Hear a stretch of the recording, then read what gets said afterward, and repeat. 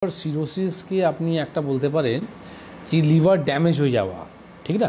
একদম শর্টে ভাষায় মানে সিএলডি যেটা হচ্ছে ক্রনিক লিভার ডিজিজ, সেখানে আপনার বলতে পারেন কি ক্রনিক লিভার ড্যামেজ এই একটা নাম আরও দিতে পারেন। কারণটা হচ্ছে কি এখান থেকে পেশেন্টরা মানে সব দিক থেকে আপনার নিরাশা হবে।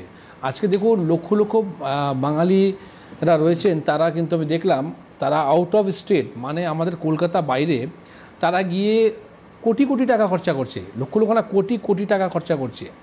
একটু উদাহরণ দেখলেন কি দেবাশিস একটু আগেই, মানে উনি হয়তো দেখুন আমাদের শুধু প্রোগ্রামের সঙ্গে আমাদের প্রোগ্রামের মধ্যে যেটুকু না নলেজটা হয় সেটুকু আপনাকে শেয়ার করেন, সেখান থেকে উনি একটা অ্যামাউন্ট একটা বললেন কি এই অ্যামাউন্টটা মোটামুটি ট্রান্সপ্ল্যান্টের জন্য লাগে।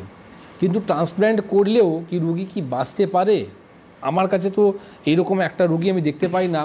মোর দ্যান 100-এর মধ্যে হয়তো কোনো এক বা দুজন হবে তো যাদের সেট করেছে, বাকি 98% কিন্তু ফেলিয়ার হয়ে যায়।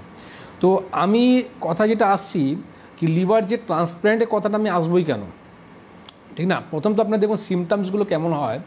আজকে সাধারণ মানুষে একটা সিএলডি পেশেন্ট হবে, সে কি করে জানবে কি আমি সিএলডি মানে ক্রনিক লিভার ডিজিজ রয়েছি? বাচ্চা বয়সের মধ্যে আপনি কোল্ড ড্রিঙ্ক খাচ্ছেন, পিজা খাচ্ছেন, ফাস্টফুড জাঙ্ক ফুড খাচ্ছেন, সবাই খাচ্ছে কিন্তু সবার হচ্ছে না, কিন্তু তার মধ্যে 100 জনের মধ্যে কারো 20 জনে হচ্ছে। কেন সেটা হচ্ছে?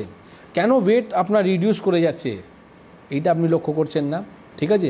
আপনার পেটটা ফুলে থাকছে, আপনি গ্যাসের ওষুধ খাচ্ছেন, ঠিক আছে? গ্যাস দীর্ঘদিন ধরে আপনার গ্যাসের সমস্যা রয়েছে, আপনি সকালবেলা ঘুম থেকে উঠেই একটা গ্যাসের বড়ি খেয়ে নিচ্ছেন।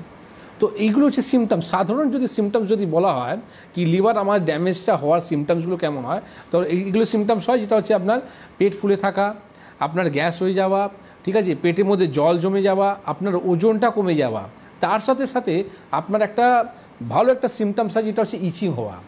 আপনার দেখবেন গোটা শরীরের মধ্যে ইচিং হতে চালু হয়ে যায়।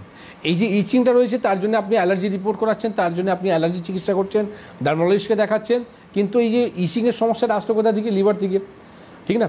তো এই জন্য আপনাকে বলব সিম্পল একদম, আপনি দেখবেন কি আপনি যখন এরকম সমস্যা নিয়ে যখন আপনি সাফারিং করবেন তখন আপনি একটা সোনোগ্রাফি রিপোর্টটা করাবেন, ইউএসজি হোল অ্যাবডোমেনটা আপনি করাবেন।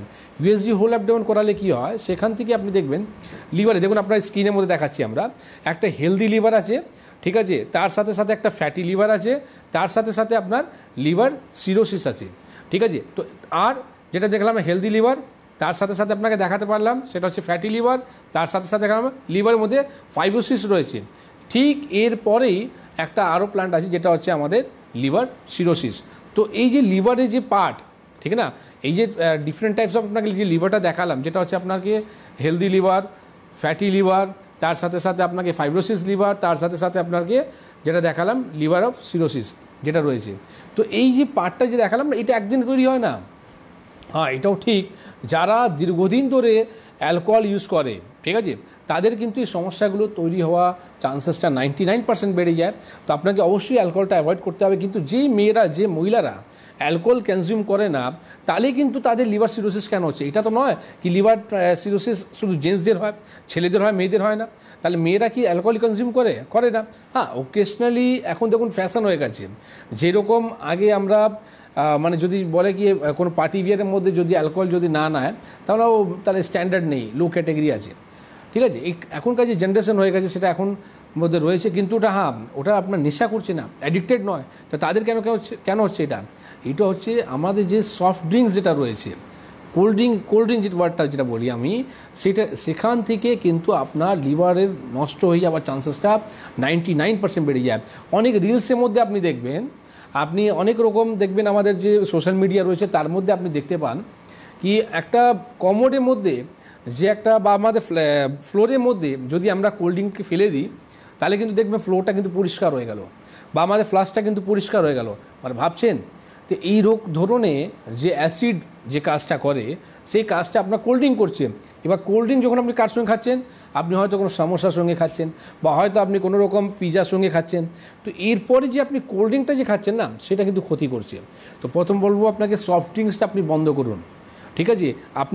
আমি বলবো কি আপনি আপনার লিভারের সমস্যা নেই, আপনি একদম সুস্থ আছেন, কিন্তু কেন আপনি কোল্ড ড্রিঙ্ক খেয়ে আপনি লিভারটাকে নষ্ট করছেন? সেখানে আপনি নিম্বু জলটা খান, ঠিক আছে? যদি আপনার খাবার ইচ্ছা হয় অনেক রকম অপশান আছে, আম পান্নাটা খান গরমের সময়, ঠিক আছে?